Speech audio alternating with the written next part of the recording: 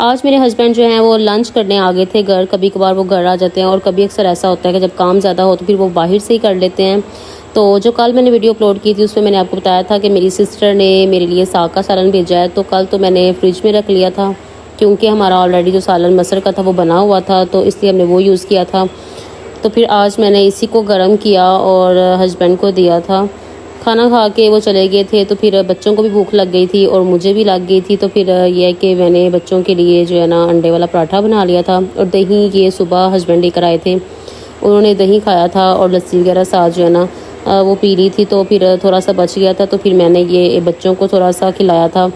यह है कि साथ अंडे वाला पराठा था और मैंने कहा चले साथ ही डिप करके ना तो बच्चों को खिला देती हूँ, क्योंकि सेपरेट जो है ना उन्होंने ज़रा मुश्किल ही खाना था।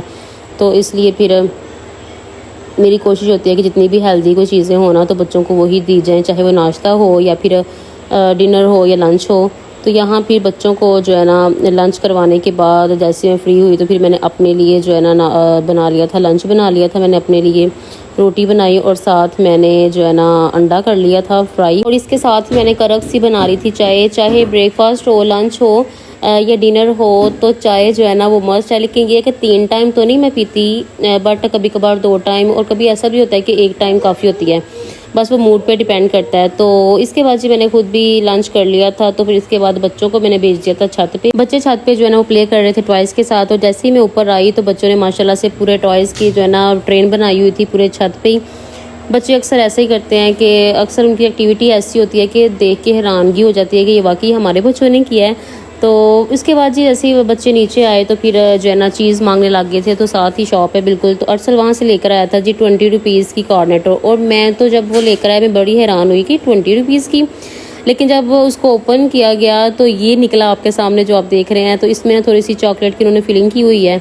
तो 20 रुपीज़ की जाहिर सी बात है ऐसी ही आइसक्रीम मिलती है। तो यहाँ मेरा बेटा कहने लग गया था मामा ये आइसक्रीम थोड़ी है, ये क्या है। तो मैंने कहा बेटा ये चॉकलेट की फिलिंग की हुई है, तो बस आप ऐसे इसको बिस्किट बना हुआ है और उसके अंदर उन्होंने चॉकलेट की ना फिलिंग की हुई है। तो आपको पता है 20 रुपीज़ की कॉर्नेटो कहाँ से मिलती है। तो बस फिर ये आइसक्रीम भी मांग रहे थे। मैंने कहा चले मैं बाबा को कॉल करती हूँ तो फिर वो जो शाम को आएंगे तो आपके लिए ले आएंगे। उसके बाद जी मेरा दिल कर रहा था मैं फ़्राइज़ बनाऊँ, और बच्चों को भी बना के देनी होती है मैंने डेली बेसिस पे।